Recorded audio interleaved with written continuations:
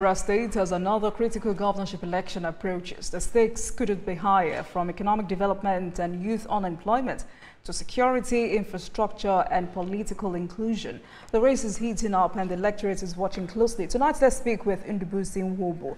He's ADC deputy governorship candidate. He's a politician, businessman, former state chairman of the People's Democratic Party in Anambra State, and also served as chairman of Awka South local government area. Thank you so much for joining us, Mr. Nwobo. Thank you.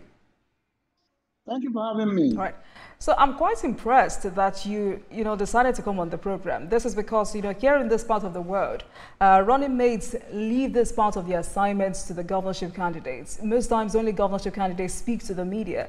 But you coming to speak tonight shows some level of seriousness. So once again, welcome to the program. So you're running mate to John Nwosu, who had been on the program. He was here with me last month.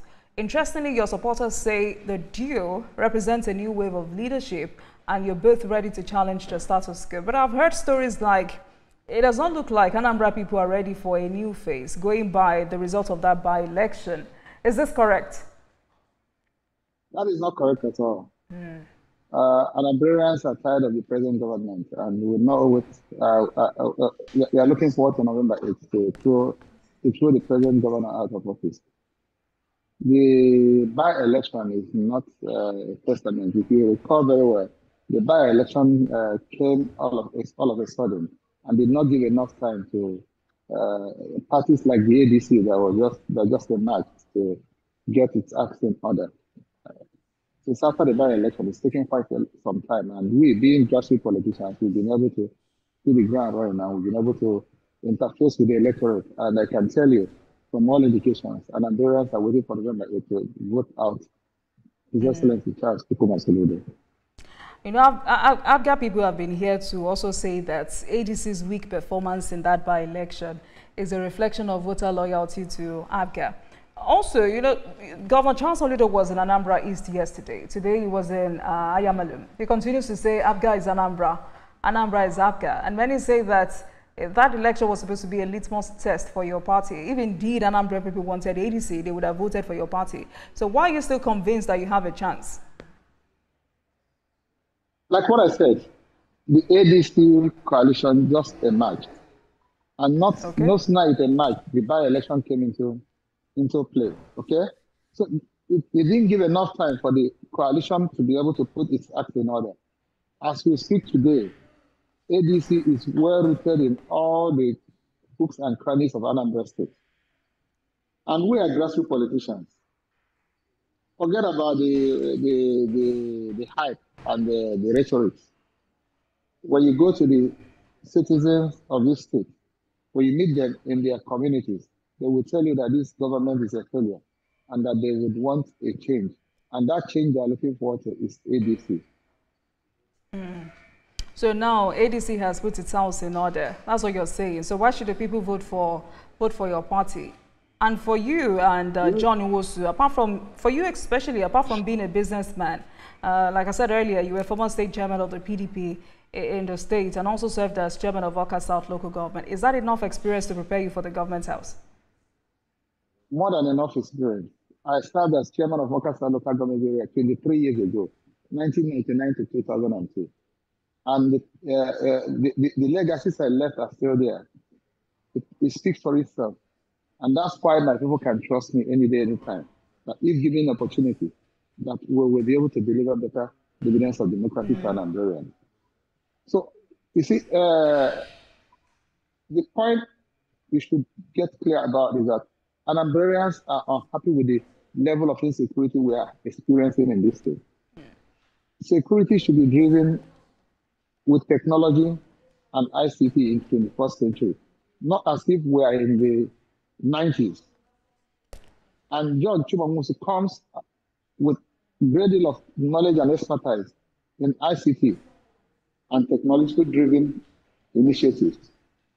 And those things we're going to leverage by bringing to bear in Anambra high-powered CCTV cameras, solar-powered CCTV cameras with AI. And then within 6 months, like we said to Anambra, will be able to assure Anambrans that they can sleep with their two eyes closed. This is something that the government of the day has failed to deliver within 3 years plus, running to 4 years. They've not been able to rein in the insecurity in this state. And that is sending out investment potentialities into this state. A state, if you are not secure, investment runs away from any place that it is not secure. If you're not secure and you don't bring in investments, then unemployment rises. And when there is greater unemployment, then crime even intensifies more.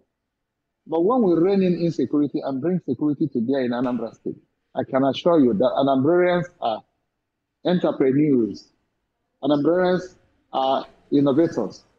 Anambrans are people who know how to invest in enterprises that will be dividend yielding. And they will bring their resources into this state in quantum. And this state will be able to prosper.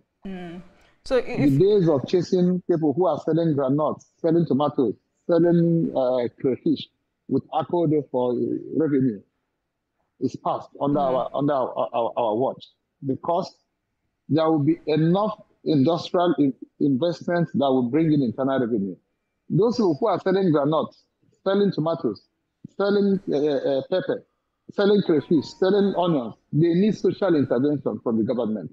Our government will intervene in their businesses to help them to be sustainable.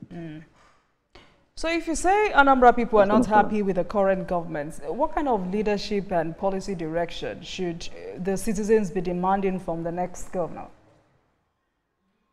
What Anambrans are looking forward to is a government that is transparent, accountable, equitable, and efficient.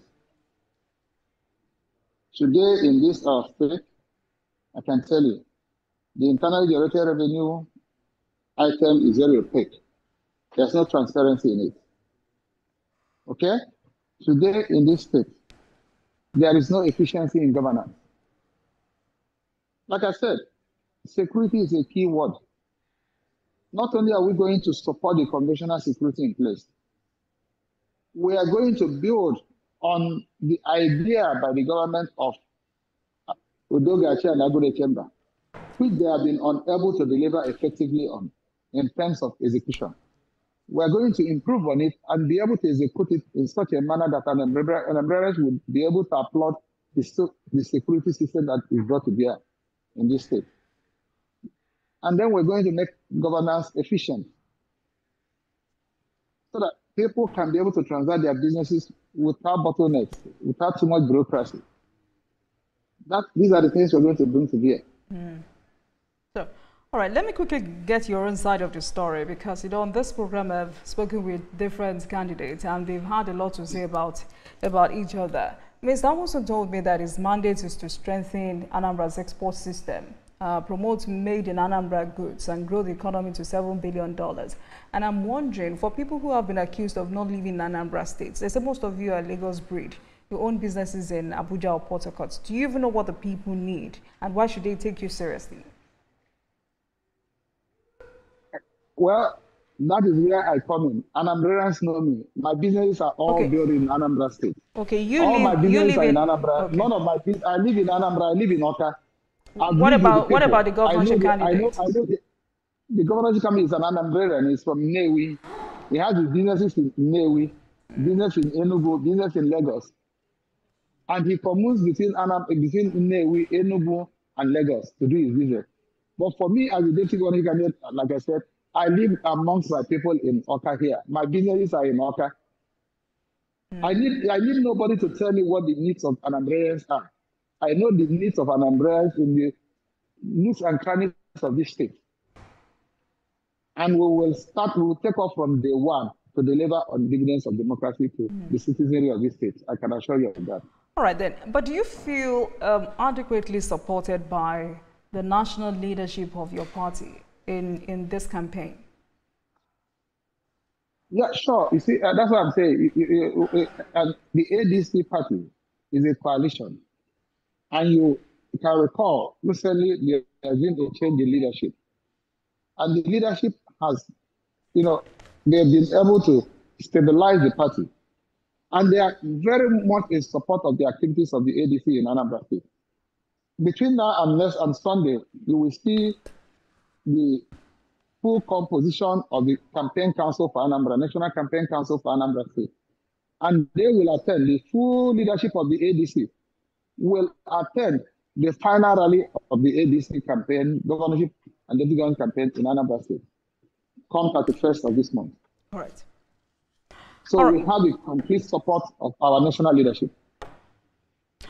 All right, then, that sounds great. Thank you so much for speaking with us tonight. Ndubuisi Nwobu, ADC Deputy Governorship Candidate, Anambra State. Thank you so much for your time. Thank you. Thank you, TVC, for having me, and thank you, Anambra, for listening. Thank you. And thank you for watching, everyone. That marks the end of today's episode of Politics Tonight. But before we go, let's tell you that the views and reactions of our resource persons are theirs and have no connection with TVC News. Meanwhile, you can watch the repeat broadcast of this episode at 12:30 a.m. Get in touch with us on our social media handles, Facebook, Instagram, and X at TVC News NG and at Olajumoke using the hashtag Politics Tonight. We're also on YouTube at youtube.com/TVC News NG. I am Olajumoke Olatunji. Good night, everyone.